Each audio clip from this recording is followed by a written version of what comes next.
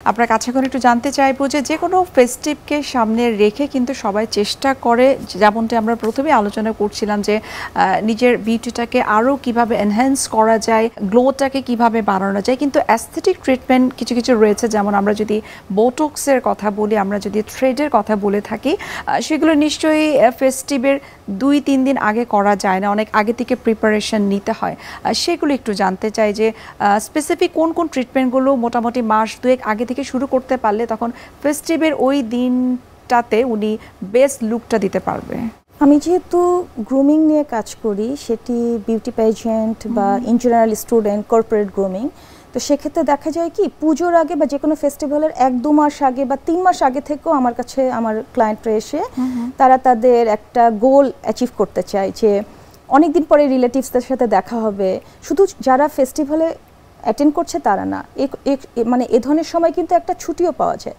তো যারা working person তারাও কিন্তু একটা সময় পায় নিজেদেরকে সেলফ কেয়ার করার জন্য। তো সেক্ষেত্রে যেগুলো ইনজেক্টেবল প্রসিজিয়ার, কিছু কিছু প্রসিজিয়ার আমি একটু আগে থেকে করতে বলি, যেমন একেবারে regenerative medicine, platelet rich plasma, P A P R P বা অ্যাডভান্স লেভেলের পিএপিআরপি যেখানে রিডিউস থাকে, সেগুলো আমি সাধারণত বলি যে 2-3 মাস আগে থেকে করলে রেজাল্ট ওরিয়েন্টেড হবে। আরেকটি ট্রিটমেন্ট আছে স্কিন বুস্টার, যেখানে থাকে পলিনিউক্লিওটাইড। এগুলো যদি 2-1 মাস আগে থেকে করা হয় তাহলে ওই সময়টাতে টার্গেট টাইমে তারা যে ইউথফুল গ্লো যেটা অ্যাচিভ করতে চাচ্ছে সেটা সম্ভব। আর কিছু কিছু ট্রিটমেন্ট আর এখন আসলে না এত অ্যাডভান্স সব, মানে আর আমরা অ্যাওয়ারনেসের মাধ্যমে মানুষের মাঝে এতটাই পৌঁছে দিয়েছি যে সেলফ কেয়ার ব্যাপারটা এখন কিন্তু সবাই এসে শুধু যে অ্যাস্থেটিক ফেশিয়াল এগুলো না, এগুলোর সাথে এক একজন কেউ আসে একটু ফেসটাকে স্লিমিং করার জন্য, ফেসেরকে টাইটেনিং মানে স্কিন টাইটেনিং, টোনিং বা ফেস লিফটিং, এই ট্রিটমেন্টগুলোর চাহিদাও কিন্তু এখনো। এবং এটি কিন্তু আমরা খেয়াল করেছি শুধুমাত্র ইয়াং জেনারেশন নয়, যারা একটু অ্যাডাল্ট ফিমেল বা মেলরা হয়তো কম করে, অ্যাডাল্ট ফিমেল যারা রয়েছে তারাও কিন্তু এখন এই ফেস লিফটিং বা যে রিঙ্কেলসের প্রবলেমগুলো হয়ে থাকে সেগুলোও কিন্তু এখন করতে চায়। মানে আমরা একটা সময় জানতাম যে অ্যান্টি এজিং এই প্রসিডিওরগুলো হয়তো আফটার 35, আফটার 40 থেকে, কিন্তু 20, 22, 25 থেকেও এই রেঞ্জের এই গ্রুপটাও আসে তাদের ফেস শেপিংয়ের জন্য, নোজ শেপিংয়ের জন্য, লিপকে প্লাম করার জন্য, আইব্রাউস লিফটিংয়ের জন্য। মানে এখন আসলে অ্যাস্থেটিক সার্ভিসগুলো আমরা এত সেফলি প্রোভাইড করি এবং আমাদের দেশের অ্যাডভান্স ইকুইপমেন্টের মাধ্যমে বা প্রোডাক্টের মাধ্যমে আমরা এতটুকু বিশ্বাস করাতে পেরেছি আমাদের দর্শককে যে তারা যদি একটা ট্রাস্টওয়ার্দি কোনো একটা সেন্টারে বা সেটআপে আসে এবং সেখানে স্কিল প্রফেশনালের কাছে তারা সার্ভিসগুলো অ্যাভেইল করতে পারে, তারা কিন্তু ওই মানে দেশের বাইরে যাওয়ার প্রবণতা অনেকখানি কমে আসে। এবং আমরা কিন্তু এখন বলতে পারি যে অ্যাস্থেটিক ট্রিটমেন্টগুলো এখন কিন্তু আমরা বিশ্বমানের যে সার্ভিসটুকু যারা দিচ্ছে আমরা সেই পর্যায়ে কিন্তু আসলে চলে গেছি। আমরা আরও বিস্তারিত আপনার কাছ থেকে জানার চেষ্টা করব। এই পর্যায়ে আমরা দেখে নিচ্ছি আমাদের স্বাস্থ্য প্রতিদিনের নিয়মিত আয়োজন, কি খাবেন কেন খাবেন এই সেগমেন্টে। দর্শক আপনারা দেখছেন স্বাস্থ্য প্রতিদিন। এই পর্যায়ে আমরা দেখে নিচ্ছি বিভিন্ন খাদ্যের পুষ্টি গুণাগুণ নিয়ে আমাদের পুষ্টিবিদের পরামর্শ। স্কিন বা ত্বক আমাদের শরীরের সবচেয়ে বড় একটি অঙ্গ।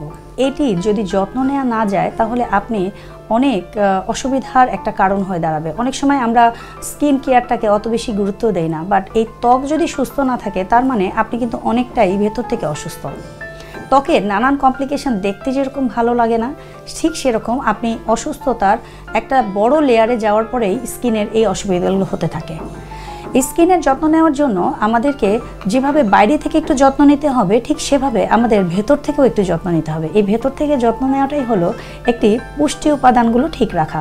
খাবারের তালিকায় অবশ্যই সেই পুষ্টি উপাদানগুলো এমনভাবে সাজাতে হবে যাতে স্কিনের কোনো রকম পরিবর্তন বা অসুবিধাগুলো দেখা না ওঠে। কি রাখবেন এই খাদ্য তালিকায়? খাবারের তালিকায় রাখতে হবে কিছু ভিটামিন এ কন্টেনিং খাবার। ভিটামিন এ আমাদের ত্বকের জন্য খুব ভালো কাজ করে। এছাড়া ভিটামিন সি, যেটি কোলাজেন তৈরিতে বেশ সাহায্য করে আমাদের স্কিনের জন্য। এই ভিটামিন এ, ভিটামিন সি এগুলো কোথায় পাওয়া যায়? এগুলো পাওয়া যায় শুধুমাত্র একটু কালারফুল খাবারগুলোর কথা যদি আমরা মাথায় রাখি, যেরকম ধরেন একটা ফ্রুটস বোল। একটা সিঙ্গেল ফ্রুটস না খেয়ে আমি আপনাদের সাজেস্ট করবো যে স্কিন কেয়ারের জন্য একটু কয়েক রকমের ফ্রুটস নিয়ে যদি আপনি একটা ফ্রুট তৈরি করতে পারেন, ফ্রুট বোল বা ফ্রুট বাস্কেট, এটা কিন্তু আপনার পরিবারের সবাই কিন্তু খেতে পারে। একটা সিঙ্গেল ফ্রুটস খেলে দেখা যায় আমরা 3-4টা ফল খেয়ে ফেলি।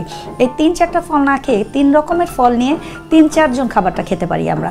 এভাবে যদি আমরা একটু ব্যালেন্স করে খাই তাহলে কিন্তু পরিবারের সবারই ত্বকের যত্ন নেওয়ার জন্য এটি প্রথম একটা ভালো স্টেপ। এবার আসেন যে আমরা ভিটামিন সি তো আমাদের খুবই হাতের কাছে পাওয়া যায়, যেমন আমলকি, মালটা, তারপর পেয়ারা, এখন আমরা পাওয়া যাচ্ছে। এই আমরার সিজনে কিন্তু আমরাতে প্রচুর ভিটামিন সি আছে। এই ভিটামিন সি আমাদের স্কিনটাকে খুব নারিশ করতে হেল্প করে। সবচেয়ে জরুরি বিষয় হলো স্কিনের জন্য সবচেয়ে বেশি জরুরি সেটা হলো ওয়াটার।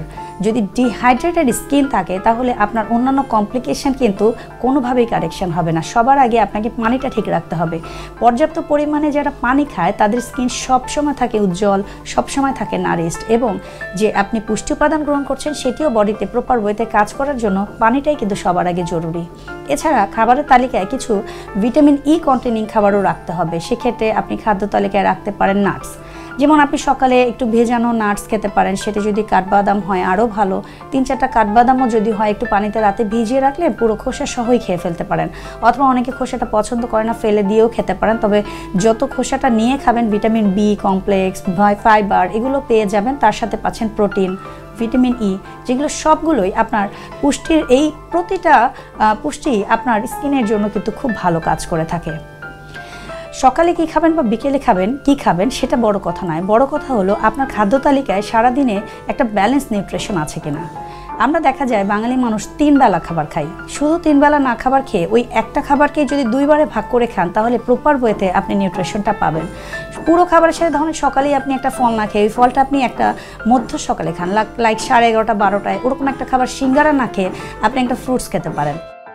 এই ট্রান্সফ্যাটগুলো আমাদের শরীরে এবং ত্বকের জন্য সবসময় আনহেলদি। ব্রাইট স্কিনটাকেও নষ্ট করে, অ্যাকনি তৈরি করে, আমাদের স্কিনের যে কোষগুলো আছে সেগুলোর জন্য কোনো ভালো কাজই করে না। তার থেকে আপনি যদি একটা ন্যাচারাল খাবার খান, যেরকম ফ্রুটস বা সালাদ, রাখতে পারেন স্যুপ, এই ধরনের ন্যাচারাল খাবারগুলো আপনাকে অবশ্যই স্কিন কেয়ারের জন্য খাবারের তালিকায় রাখতেই হবে। আমরা অনুষ্ঠানের একেবারে শেষ পর্যায়ে চলে এসেছি। আমরা পুজো উপলক্ষে আসলে ত্বকের যত ধরনের যত্ন রয়েছে সেই সম্পর্কে আপনি অনেক বিস্তারিত বললেন। যত্নের পাশাপাশি কিন্তু আরেকটা বিষয় চলে আসে যে খাদ্য অভ্যাস, খাদ্যের মাধ্যমে তো ত্বককে আসলে ভালো রাখা যায়, ইন্টারনালি ভালো রাখা যায়, সেই বিষয়টি একটু জানতে চাই। পুজো মানে কিন্তু মিষ্টির একটা সমারোহ থাকে, তো সেক্ষেত্রে আমি আমার দর্শককে বলবো যে মিষ্টান্ন খাবেন কিন্তু পোর্শন কন্ট্রোল করে এটিকে ব্যালেন্স করবেন ফ্রুটস দিয়ে। আর কারণ যত সুগার আপনি ইনটেক করবেন আপনার জাঙ্ক ডোপামিনটা বাড়বে, আপনি ইনিশিয়ালি হয়তো ভালো থাকবেন, পরবর্তীতে কিন্তু এই 5টি দিন এবং পরবর্তী যে দিনগুলো আছে সেগুলোতে কিন্তু আপনি নিস্তেজ হয়ে যাবেন। আচ্ছা, সুতরাং হাইড্রেশন মেনটেন করুন, খাবার ব্যালেন্স করুন, আর যেটি করবেন রেস্ট নিতে ভুলবেন না। খুব চমৎকার বললেন। আশা করি পুজোতে যারা আসলে নিজেদের ফেস্টিভটাকে সামনে রেখে অনেক ধরনের প্ল্যান করছে, আপনার এই উপদেশগুলো অসম্ভব তাদের কাজে লাগবে। আমরা ধন্যবাদ জানাচ্ছি এবং শুভকামনা এনটিভির পক্ষ থেকে। ধন্যবাদ। বিশ্বের যে কোনো প্রান্ত থেকে যে কোনো সময় এনটিভির জনপ্রিয় অনুষ্ঠান স্বাস্থ্য প্রতিদিন দেখতে আপনারা ভিজিট করতে পারেন আমাদের পূর্ণাঙ্গ পোর্টাল www.ntvbd.com এ। এছাড়াও এনটিভির বিভিন্ন ধরনের জনপ্রিয় অনুষ্ঠান এবং নিউজ আপডেট পেতে আপনারা ভিজিট করতে পারেন আমাদের ইউটিউব চ্যানেল এবং ভেরিফাইড ফেসবুক পেজে। দর্শক, আজ এখানে শেষ করতে হচ্ছে, দেখা হবে আবার আপনাদের সঙ্গে। সে পর্যন্ত আপনারা সবাই ভালো থাকুন, সুস্থ থাকুন এবং সবসময় এনটিভির সঙ্গেই থাকুন।